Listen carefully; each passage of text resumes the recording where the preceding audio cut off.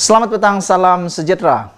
Apa kabar kamu semua? PRU 15 makin menghampiri kita semua. Beberapa hari lagi kita akan buang undi. Tapi hari ini, nenek kebayan aku semalam kata ini barisan kabinet yang bakal mewarisi atau membarisi kerajaan Malaysia. Tapi sebelum itu kita nak cerita dulu siapa yang akan menang pada PRU 15 ini. Menurut nenek kebayan semalam, tidak akan ada kerajaan yang menang.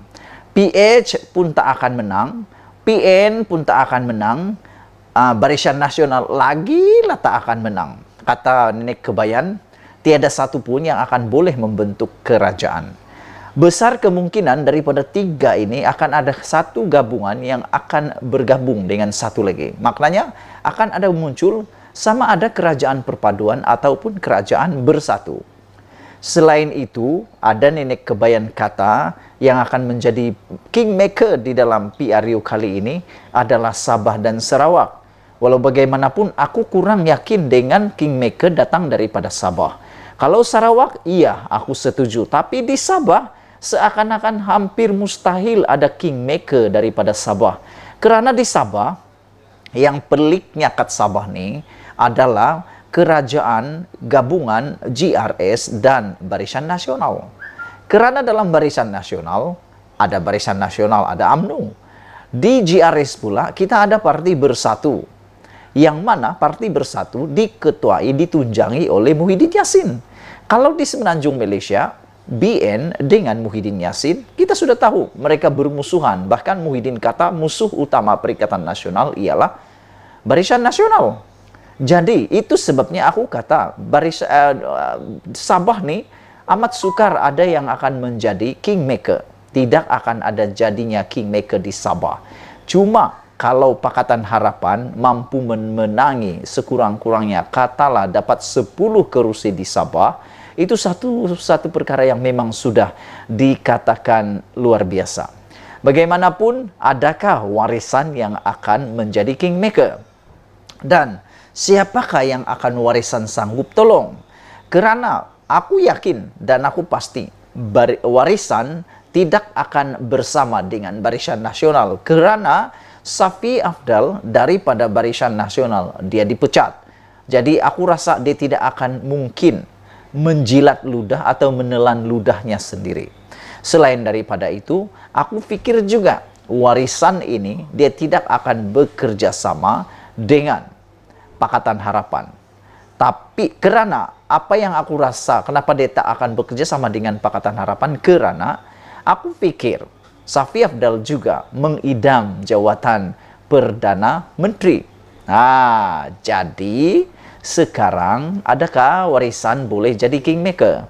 Kalau dia nak jadi kingmaker, mungkin dia akan membantu Pakatan Harapan pula. Itu pun bergantung pada berapakah kerusi yang mampu dimenangi oleh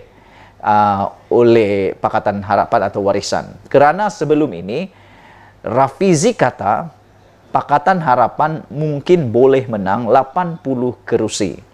Manakala Barisan Nasional hanya mampu menang paling banyak antara 60 hingga 70 kerusi.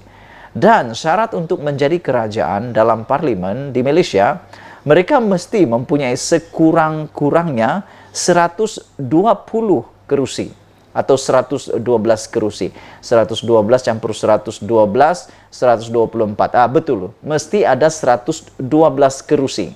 Kalau PH hanya mampu menang 80 kerusi, bermaksud PH masih perlu 40 kerusi lagi daripada tempat yang lain. Nah, mungkin inilah datang daripada Sarawak dan mungkin sebahagian daripada Sabah. Yang akan berpeluang besar sebenarnya ialah Pakatan Harapan. Tak tahulah macam mana mereka akan berunding siapa yang akan menjadi Perdana Menteri. Jadi okey, sekarang aku nak kongsi apa yang diramal oleh nenek kebayan tentang Kabinet Malaysia selepas PRU 15. Nenek kebayan kata, selepas PRU 15, kalau ada gabungan antara Pakatan Harapan dengan Barisan Nasional, yang akan menjadi Perdana Menteri ialah mungkin Anwar Ibrahim. Tetapi kalau Pakatan Harapan yang bergabung dengan Perikatan Nasional, ini hampir mustahil untuk dapat siapa Perdana Menteri. Karena Muhyiddin pun nak juga, Anwar pun nak juga. Begitu juga Barisan Nasional. Barisan Nasional pun nak juga, Pakatan Harapan pun nak juga. Jadi, kamu pikirlah, kalau begitu, lebih baik undi siapa? Baiklah. Ada orang cakap, Zafrul akan jadi Menteri Keuangan semula. Aku tak fikir Zafrul akan menjadi Menteri Keuangan semula. Kerana kalau Barisan Nasional ditakdirkan menjadi kerajaan, yang aku ramal yang akan menjadi, nenek kebayan kata, yang akan menjadi Menteri Keuangan nanti adalah Ahmad Maslan. Kerana Ahmad Maslan pernah menjadi Menteri Keuangan, timbalan Menteri Keuangan ketika era Najib.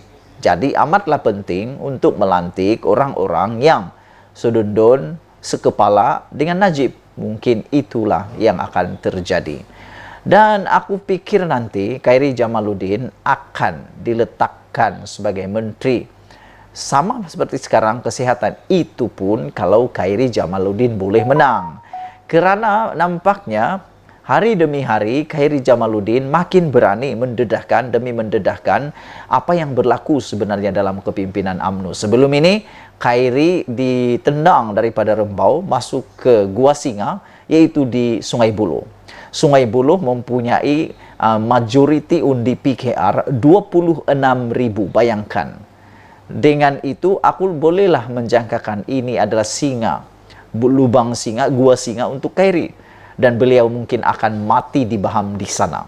Jadi, sekarang mission impossible untuk Khairy menang di sana. Tapi, baru-baru ini, dua perkara yang didedahkan oleh Khairy. Pertama, Khairy kata dia nak jadi Perdana Menteri. Dia nak jadi pemimpin UMNO satu hari nanti. Jadi, apa yang dikata oleh Sabudin Hussein semalam, beliau kata, pengakuan terbuka Khairy Jamaluddin ini mungkin akan menempah kekalahan buat Khairy. Khairy mungkin tak akan dikalahkan oleh musuhnya lagi daripada PKR dan juga Parti Perikatan Nasional.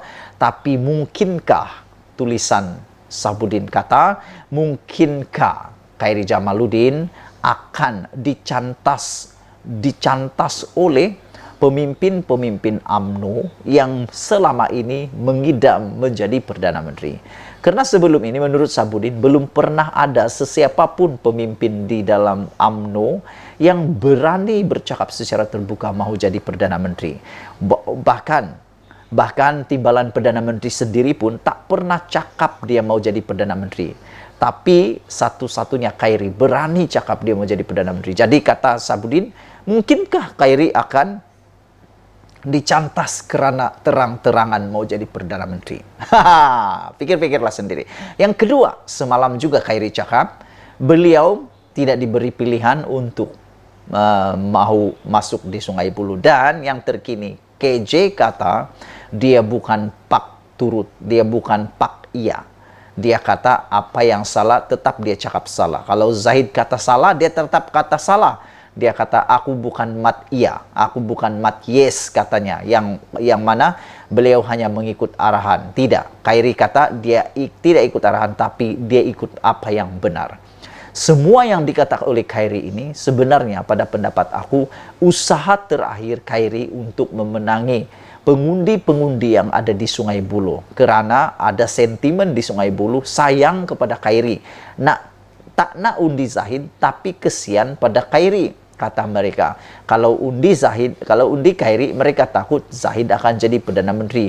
Tapi tak undi Khairy, mereka pula sayang kalau Khairy akan dibuang begitu saja, mati karier politiknya. Dan Muhyiddin kata, Khairy kalau nak jadi Perdana Menteri, beliau berada di parti yang salah. Apa pendapat kamu semua? Okeylah, so itulah dia pendedahan hari ini. Apa pendapat kamu semua? Jangan lupa 19 hari bulan mengundi, jangan tak mengundi. Ingat, jangan tak mengundi. Bongkar, jangan tak bongkar. Bongkar sampai telur. Ulas, jangan tak ulas. Ulas sampai semua orang ketahuan. Bye-bye.